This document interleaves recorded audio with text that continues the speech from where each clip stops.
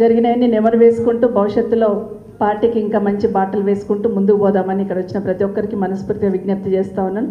కేసీఆర్ గారి నాయకత్వంలో తెలంగాణ ఉద్యమం స్టార్ట్ అయినప్పటి నుండి కేసీఆర్ గారితో 2000లో నడవలేకపోయినా ప్రతిపక్షాలు ఆ రోజు రూలింగ్ పార్టీలో ఉండి కూడా ఉద్యమాన్ని దగ్గరగా చూసిన దాన్ని నేను. ఎందుకంటే ఒక్కొక్క అడుగులో ఒక్కొక్కరు ఏ విధంగా ఇబ్బంది పడ్డారు, ఇక్కడ ఉన్న చాలామంది చైర్మన్లు పిల్లలందరూ కూడా అప్పుడు యంగ్స్టర్స్ ఏ విధంగా ఉద్యమాలు చేసేవాళ్ళు, ప్రాణాలకు తెగించి కూడా ఏ విధంగా పరిగెత్తే వాళ్ళు అనేది ఆ రోజు నేను చూశాను.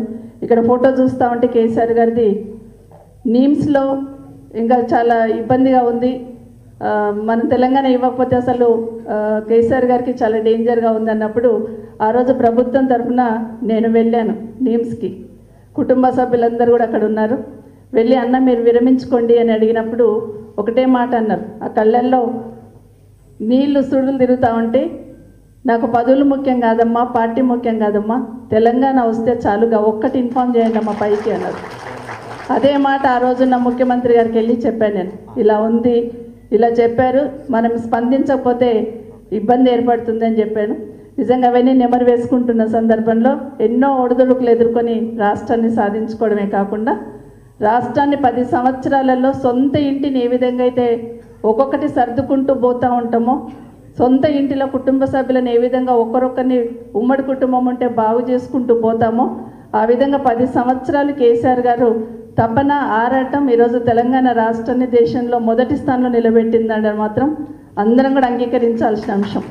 ఒకటి ఆలోచిస్తూ ఉంటే ఇలా స్కీమ్స్ అని చదువుతూ ఉంటే ఒకప్పుడు బతుకమ్మ వదిలిపెట్టాలంటే చెరువులలో నీళ్ళు ఉండకుండా మనకు బకెట్లలోనో లేకపోతే ఇంకెట్లనో వదిలిపెడుతుంటే అసలు వదిలిపెట్టకుండా చెరువు గట్టును వదిలేసి వస్తుంటే, అట్లాంటిది ఒక విజన్తో చెరువులన్నీ కూడా ఎట్లా బాగు చేసుకోవాలని ఒక విజన్తో కానీ ప్రతి నీటి చుక్కను ఒడిసి పట్టుకొని వ్యవసాయానికి ఏ విధంగా అందించాలని ఆలోచన కానీ కేసీఆర్ గారు చేశారు. కాబట్టి ఈరోజు పుష్కలమైన పంటలు పండిస్తూ బాగున్న తెలంగాణని ఒక సంవత్సరం నుండి వెనకకి తిరిగి చూస్తే సంవత్సరం నుండి ఏం జరిగింది, రాష్ట్ర ప్రభుత్వం ఏం చేస్తుందని ఆలోచిస్తే ఏ మూలకు పోయినా ఏ వర్గాన్ని కదిలించినా ఎవరిని కదిలించినా కూడా కళ్ళ నుండి నీళ్లు మనసులో నుండి బాధను వెళ్ళగక్కుతున్నారు తప్పిస్తే ఈ ప్రభుత్వం బాగుంది భరోసాగా ఉన్నామని ఆలోచన మాత్రం ఒక్కరు కూడా చేయట్లేదనేది వాస్తవం.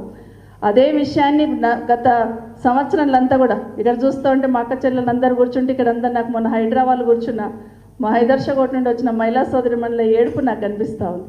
నిజంగా రోజు వాళ్ళు ఇక్కడికి వచ్చి ఒకరొకరు ఏ విధంగా బాధపడ్డారనేది చూస్తున్నాం.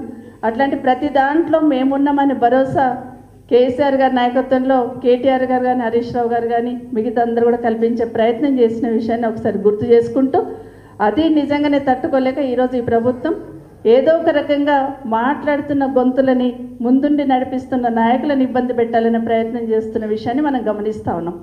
పెద్దలు ఈశ్వర్ గారు చెప్పినట్టు ఖచ్చితంగా ఎట్లాంటి ఒడిదుడుకులు వచ్చినా కూడా ఒకరొకరు ఒక కేసీఆర్ లాగా తయారై ఖచ్చితంగా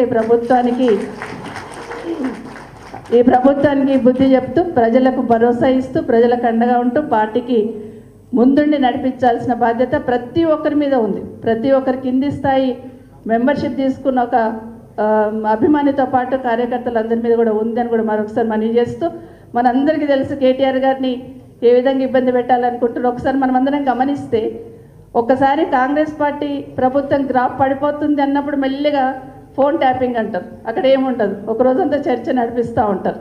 ఎక్కడైనా ఇబ్బంది అవుతుంది ప్రభుత్వానికి అన్నప్పుడు కాళేశ్వరం అని తీసుకొస్తూ ఉంటారు. ఏదో ఒక రకంగా డైవర్ట్ చేయాలి, డైవర్షన్ పాలిటిక్స్ అనేది మనం కాదు కింద గ్రామీణ ప్రాంతాలలో పెద్దమ్మలు మాట్లాడుతున్నారు. ఒకటి మాట్లాడుతుంటే ఇంకోటి తీసుకొచ్చి పెడతాడు ఈయన అని చెప్పి ఏదైనా చదువుకోలేని పెద్దమ్మలు కూడా తిడుతున్న విషయాన్ని మనం గమనిస్తూ ఉన్నాం. ఏదో ఒక రకంగా డైవర్ట్ చేయాలనే ప్రయత్నం. మొన్నైతే రైతు భరోసాకు సంబంధించి ప్రశ్నిస్తారని ఒకే ఒక దాన్ని డైవర్ట్ చేయడానికి కేటీఆర్ గారి కేసు కూడా ముందు తీసుకొచ్చిన విషయాన్ని మనం గమనిస్తూ ఉన్నాం. మనందరికీ తెలుసు ఆ కేసులో ఏమీ లేదని. నా మనవాడు 10 years ఉంటాడు.